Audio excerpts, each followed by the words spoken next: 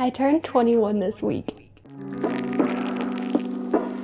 Honestly, my younger self at a lot of different eras as my younger self. And I guess I'm gonna think a little bit more of like 16 to 18 years old and what my message would be to myself in that time frame. And what was I going through at the time? At that moment, I really felt very insecure about who I was. I didn't really know anything about who I was. I was really trying to figure out what values I held, how I wanted to express myself, who just I was in general. And in that moment, I wanted to get it all figured out right away. And I'm still that way. When I have something on my mind, I need to understand it right away. And it's hard for me to not be able to do that. And what I really remember during that time frame was I spent so long trying to be someone that I wasn't. I really tried to show up in a way that wasn't authentic to myself, and maybe it was needed to find that journey of who I was, but I do feel like I ended up getting hurt in a way. And there's a lot in my past that I'm still working on healing. I'm still working on really embracing that person that I was, that person that I really tried to be, and recognizing that that's just a part of growing up, is that you go through eras that maybe you look back on and think, wow, what was I thinking, right? I think that's partly just growing up. And on the other hand, I did spend a lot of time trying to be someone that I wasn't, and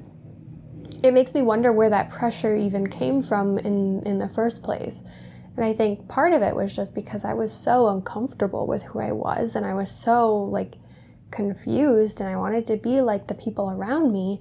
And I think another part of it was the fact that I was just lost. I mean, I just would listen to anything, would accept anything to be true.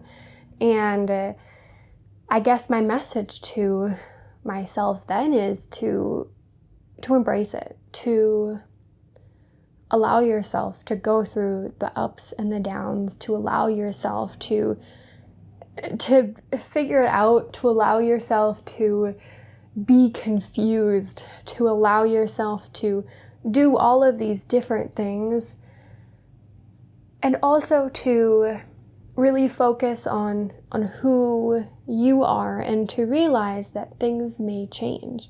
Today, I look at myself and I see who I am right now, and I know that a lot of things are going to change. My preferences, just the way that I express myself, the things that I'm interested in, all of these different things, like, they change. We are not set in stone.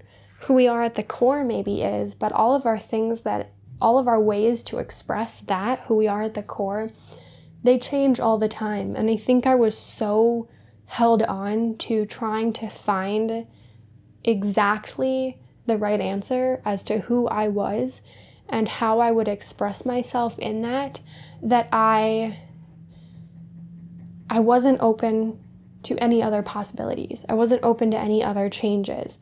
So what I mean by that is, I think I knew who I was deep down. I think I had an idea who I was deep down. I think I had kind of started to understand that.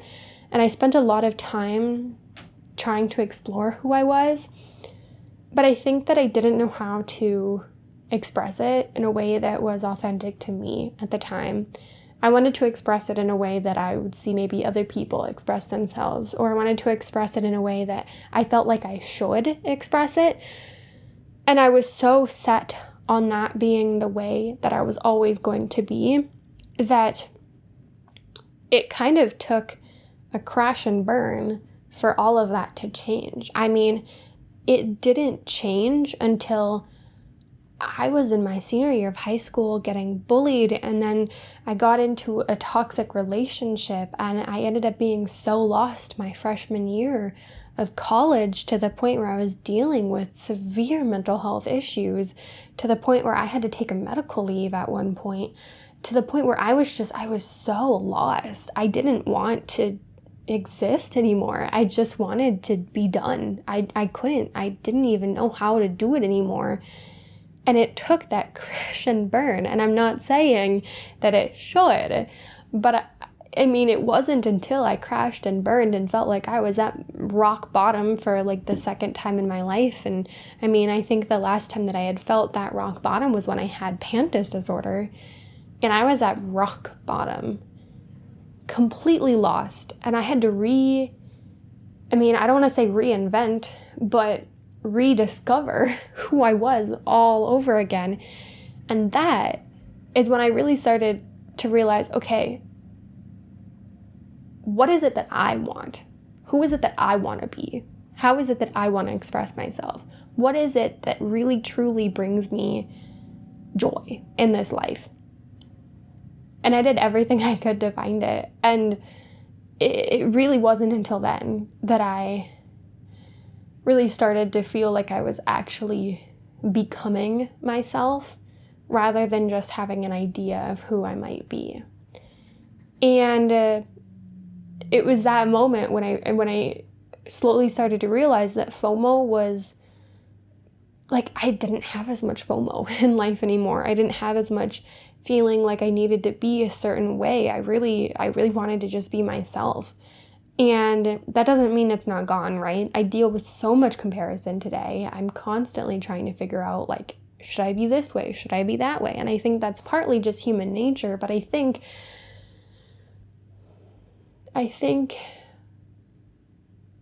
if I could go back and change it, which I wouldn't, because I do think that there were a lot of important lessons there for me to learn. But if there was one thing that I could tell someone else or tell my younger self in that moment, is to really appreciate who you are, to really find gratitude for who you are, and focus on the things that you can control instead of the things that you can't control.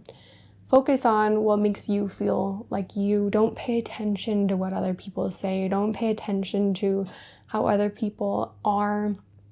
Focus on yourself. Take time offline. Really connect with yourself.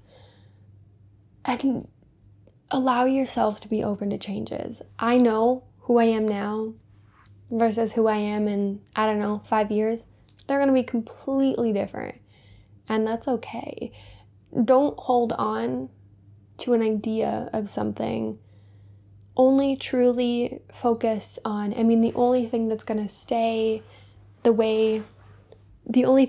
stay with you forever is who you are at the core. The way you express that, the way you connect to that will be different.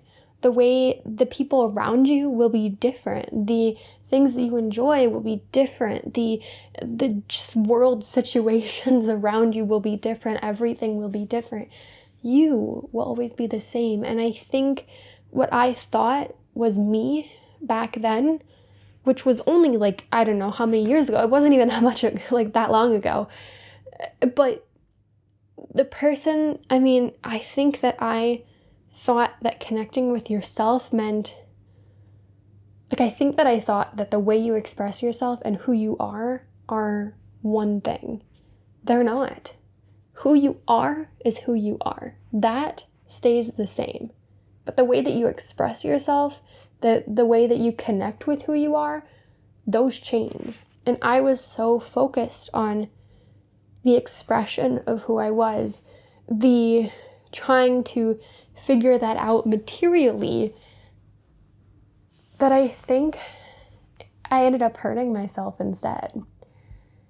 So to really focus on those moments, those feelings, those, things about yourself that are not tangible, to really be yourself and to not feel like you need to be explaining it to everyone, to be yourself, and to be yourself, I don't want to say quietly because that's not the right word, but to be yourself and be okay with that, to not I mean, I felt that in order to be myself, I had to make it clear to everyone exactly who I was. But no, just being yourself. People learn that, and if they don't connect with that, then maybe that's not your person. I didn't want to lose people, but I also wanted to be myself. And I got in this middle weird phase that I didn't know what I was doing until, again, it all crashed and burned. And then I had to. Don't be afraid to let go, no matter what that is, to let go of people, to let go of places, to let go of events, or to let go of thoughts that you have about yourself, ideas that you have about yourselves, way you express yourself. All of those things, they change. They're not guaranteed forever. And being able to accept that and being able to acknowledge that is so freeing. I think that's what I would tell my younger self. I think that's what I would, tell her. But ultimately, I would also be grateful, because those moments that were so rough for me, those years that were so rough for me, so scary, so just trying to figure it all out, so lost, they're what brought me to who I am now. They're what taught me what works and what doesn't. I mean, I went trial and error. I learned what works, I learned what doesn't. I learned who I am, I learned who I'm not. I fell a million different times and I got back up again. And I'm grateful to my past self for getting back up again. So keep getting up. That's what I'm trying to do right now, to keep getting up, to continue to learn from my past self in order to build a foundation for my future self. It's always changing. And I really don't think that I show gratitude for who I used to be enough. There's a part of my life where I really have tried to just forget or just get rid of, I guess. And not completely, but there's a part of my life where I really, just thinking about it makes me feel so vulnerable, so confused. And I don't think I've expressed enough gratitude to myself for that moment, because we all go through moments where life just feels so confusing and we feel lost and we, maybe embarrass ourselves. And honestly, if I hadn't gone through that, I don't think I would be the person that I am today. And I think that, as I am growing older and starting to get an idea of maybe who I am in this life that I'm in,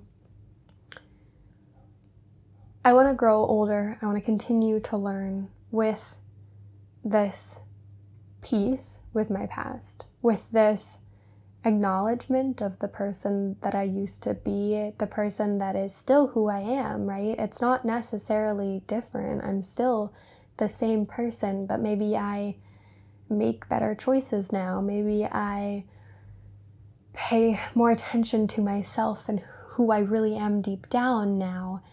And I really want to honor that, and I really want to embrace all eras, all of who I have been. And as I go into this 21st year of my life, which is still kind of crazy to me. I mean, it's still so young, but it's also like so old. As I embrace that, I want to embrace who I've been in the past too. I really want to learn to just be at peace with who I have been, with all the eras of my life, and to maybe, there's some eras where I really miss, and there's some that I really wish didn't happen, and I want to be able to just accept all of them, to just let them be, to just let them exist, and to be at peace with them. To not feel, I want to be able to move on in my life and feel like where I am now is the best place I've been, right? Not always, because sometimes life just sucks, right? But to be able to continue to see the good in where I am now. I mean, I used to really just wish that I was a kid again. I used to miss that so much because I felt like life was so much better back then. And now I don't wish that. I haven't for years, honestly.